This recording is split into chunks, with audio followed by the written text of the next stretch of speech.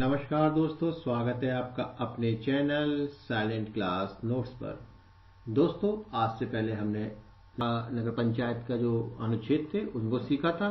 इस वीडियो में हम नगर पालिका से संबंधित अनुच्छेदों को सीखेंगे और ये अनुच्छेद 243 से लेके 243 जेड तक कंप्लीट हम इसका अभ्यास करेंगे और मात्र 5 मिनट में ये आपकी फिंगर टिप्स पर होगी। और यकीन मानिए, इसको वीडियो को देखने के बाद आपको किसी अन्य स्रोत पर या किसी अन्य किताब की आवश्यकता नहीं पड़ेगी।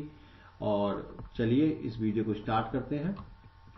सबसे पहले जानते हैं इसकी ऐतिहासिक पृष्ठभूमि के बारे में। तो आपको पता होना चाहिए कि 1989 में राजीव गांधी की सरकार ने ये बिल लेकर आए थे, लेकिन ये लोकसभा में तो पारित हो गया था पर राज्यसभा में ये गिर गया था।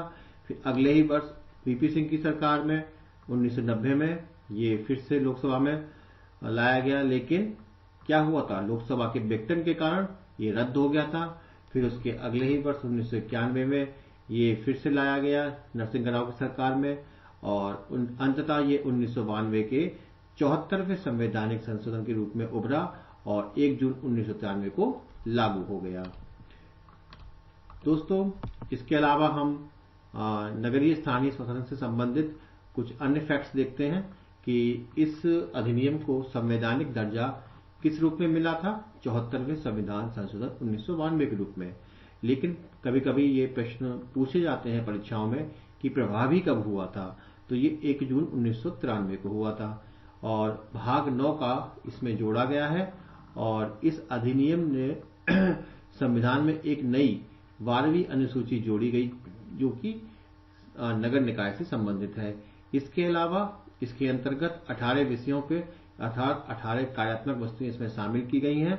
और सबसे महत्वपूर्ण बात यह है कि प्रथम नगर निगम की स्थापना ब्रिटिश ईस्ट इंडिया कंपनी द्वारा 1688 ईस्वी में मद्रास में हुई थी। यानी पहली नगर निगम कब आई थी, मद्रास में आई थी, जो कि ईस्ट इंडिया कंपनी के समय की थी। ये भी कभी कभी प्रश्न पूछ लिए जाते हैं परीक्षाओं में।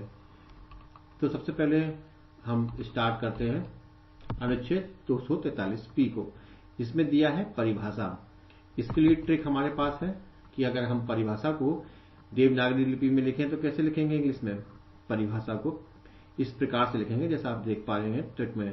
तो पी से स्टार्ट करेंगे ना, PARI, इस तरीके से। तो हम पी से इसको इंटररिलेट कर लेंगे। फिर नेक्स्ट है हमारा 243Q, जिसमें दिया है नगर पालिका का गठन।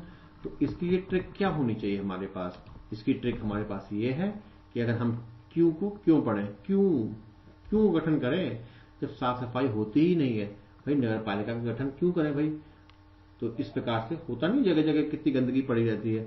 तो इस प्रकार से हम बोल सकते हैं कि क्यों गठन करें नगर पालिका का जब साफ सफाई होती ही नहीं है। तो हमें यह भी याद जाएगा कि हाँ भाई ये क्यों में ही दिया गया है। फिर नेक्स्ट है हमारा R, जिसमें दिया है नगर पालिका की संरचना। तो संरचना में एक शब्द है रचना। तो रचना को अगर लिखेंगे तो कैसे लिखेंगे, R बनाकर लिखेंगे ना, R से। तो संरचना में भी रचना समाहित है। और रचना को कैसे लिखेंगे इंग्लिश में, R से, RACHN, इस प्रकार से। तो इस प्रकार से हम इसको भी क्या करेंगे, इसको लिख लेंगे रचना को। तो हम ये इंटररिलेट कर सकते हैं 243R से। फिर नेक्स्ट है हमारा 243S, इसमें दिया है वार्ड समितियों का गठन और संरचना।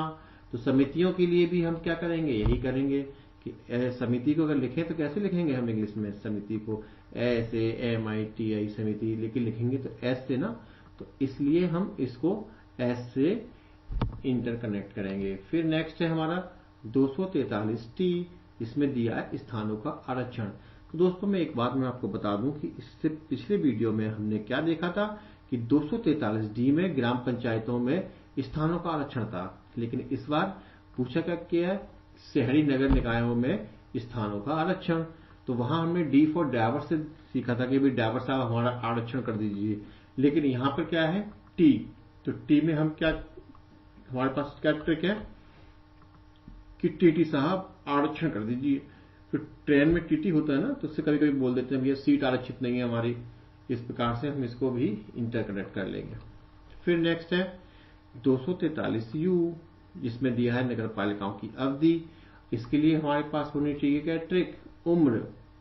U से बनाइए उम्र और उम्र का मतलब अवधि। तो इस प्रकार से हम नगर पालिकाओं की अवधि को यू से भी इंटरकनेक्ट कर लेंगे। फिर नेक्स्ट है हमारा 243B, जिसमें दिया है सदस्यता के लिए निहताएं। निहताएं अर्थात क्वालिफिकेशन। क्वालिफिकेशन किस में चाहिए होती है भाई? वी फॉर वैकेंसी में चाहिए होती है क्वालिफिकेशन। तो इस प्रकार से वी को भी हम इंटरकनेक्ट कर लेंगे, निहताएं अर्थात क्वालिफिकेशन, योग्यताओं को। फिर है हमारे पास 243W, इसमें दिया है नगर पालिकाओं की शक्तियां, प्राधिकार, कर्तव्य, उत्तरदायित्व। तो इसके लिए ट्रिक है कि W से बनता है वर्क, और वर्क करेंगे तो शक्ति आएगी, शक्ति आएगी तो आप अपने कर्तव्य निभा पाओगे, अपने उत्तरदायित्वों को निभा पाओगे। तो इस प्रकार से हम ये भी इंटरकनेक्ट कर लेते हैं। फिर नेक्स्ट है हमारा X, 243X, इसमें दिया है नगर पालिकाओं द्वारा टैक्स अधिरोपित करने की शक्ति और उनकी निधियां।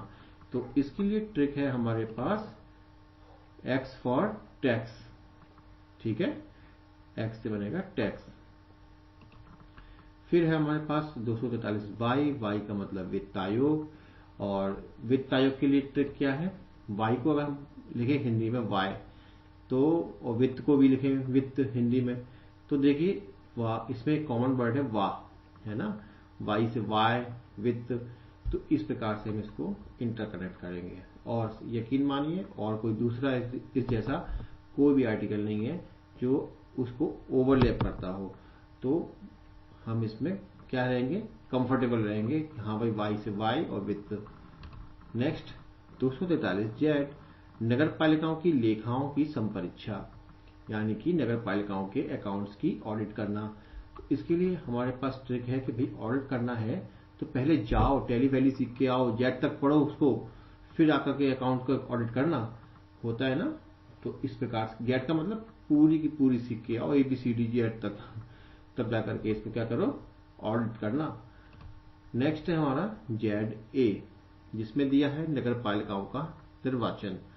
इसके लिए हमारे पास ट्रिक है कि जा भैया जा, निर्वाचन में वोट डालकर आ। लोकसभा राज्यसभा के वोट ही महत्वपूर्ण नहीं होते हैं भाई, नगर पालिकाओं के भी इलेक्शन महत्वपूर्ण होते हैं, तो वहां भी तुम्हें क्या करना चाहिए? वोट डाल के आना चाहिए निर्वाचन में। तो इस प्रकार से हम ZA को भी क्या कर लेंगे? इंटरकनेक्ट करेंगे। फिर नेक्स्ट है हमारा ZB, जिसमें दिया है संग्रह क्षेत्रों पर लागू होना। इसके लिए ट्रिक ये है कि आप जब ZB को पढ़िए, जब संघ क्षेत्रों पर लागू हो। तो आ रहा है ना एक साउंड, जब संघ। तो इस प्रकार से हम इसको भी कनेक्ट कर लेंगे। फिर देखिए एक और है हमारे पास ZC, इसमें दिया है इस भाग का कतिपय क्षेत्रों पर लागू ना होना। इसकी ट्रिक है कि ZC को पढ़ें जैसी मेरी मर्जी, कतिपय क्षेत्रों पर लागू ना करूं। भाई तुम्हारी मर्जी तुम करो, मेरी मर्जी है, मैं नहीं लागू करूंगा। तो ZC को पढ़िए जैसी।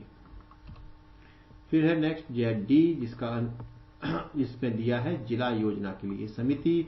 तो भाई इसकी ट्रिक है कि जिला, डिस्ट्रिक्ट, यानी जिला को ही डिस्ट्रिक्ट बोलते हैं। जेड माने, जेड को अगर लिखें जिला तो कैसे लिखेंगे? ZIL, जिला, और इंग्लिश में डिस्ट्रिक्ट होता है, तो जिला को ही डिस्ट्रिक्ट कहते हैं। और हमारा कीवर्ड क्या है? जिला। तो ये भी क्या हो जाएगा? हमारा इंटरकनेक्ट हो जाएगा इस कीवर्ड से। नेक्स्ट है हमारा ZE, जिसमें दिया है महानगर योजना के लिए समिति। देखिए दोस्तों, इसमें एक देखने वाली चीज है कि महानगर में महान शब्द छुपा हुआ है। तो इसके लिए हम पे ट्रिक क्या है कि हम जी को पढ़े, जी हुजूर, आप महान हैं। महान लोगों के आगे जी से संबोधन करना चाहिए, होता है ना, महात्मा गांधी जी, नेहरू जी, मोदी जी। इस प्रकार से हम महान लोगों के आगे क्या लगा लेते हैं? जी लगा लेते हैं।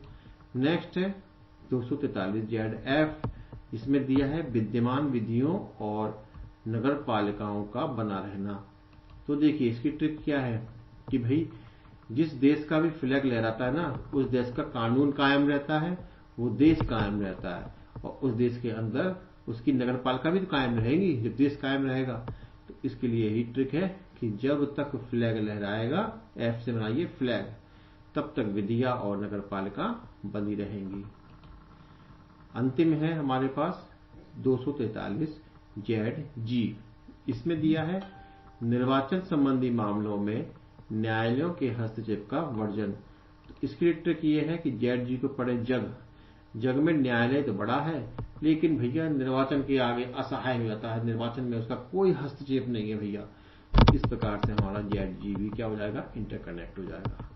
अब चलिए दोस्तों, हमने पूरे के पूरे अनुच्छेद इसके सीख लिए हैं। अब हम टेस्ट लेते हैं अपना और देखते हैं कि हमारे कितने सही होते हैं। आप कमेंट कीजिएगा कि आपके कितने ठीक बैठते हैं। सबसे पहले आता है अनुच्छेद 243P। हमने बात की थी 243P में, P मतलब परिभाषा, तो इसका कनेक्शन किससे हो जाएगा, इस परिभाषा से कनेक्ट हो जाएगा 2 से। फिर नेक्स्ट है Q का संबंध, क्यों करें गठन, तो ये हमने बताया था ना, तो इसका हो जाएगा कनेक्शन 1 से, नगर पालिका का गठन। फिर है हमारा R मतलब रचना या संरचना, तो नगर पालिकाओं की संरचना 4 से कनेक्ट हो जाएगा। फिर है S से बनता है समिति, तो इसका हो जाएगा वार्ड समितियों का गठन और संरचना तीसरे से S का।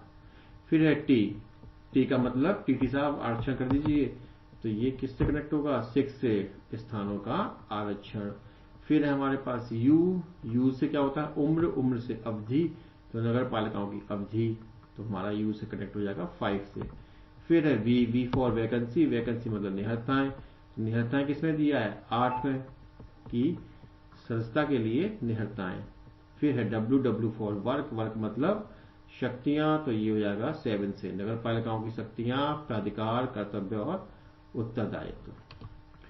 अगला है 243X मतलब टैक्स, तो ये हो जाएगा दूसरे से कनेक्ट, नगर पालिकाओं द्वारा टैक्स अधिरोपित करने की शक्ति। फिर है वाई मतलब वित्त, वाई वित्त, वा से वाई से वित्त, तो ये हो जाएगा 1, वित्त आयोग। फिर है जेड, तो जेड के लिए कहते हैं ना कि इस जेड तक पूरा पढ़ ले, फिर है यू ऑडिट करने, तो इसके लिए 4 कनेक्ट हो जाएगा, नगर पालिकाओं की लेखाओं की संपरीक्षा करना।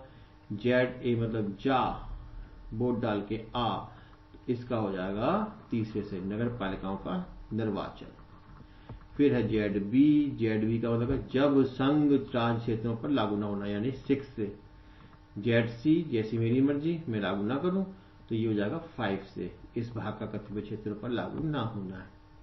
फिर है जेड डी मतलब जिला डिस्ट्रिक्ट, तो ये हो जाएगा 8वां, जिला योजना के लिए समिति।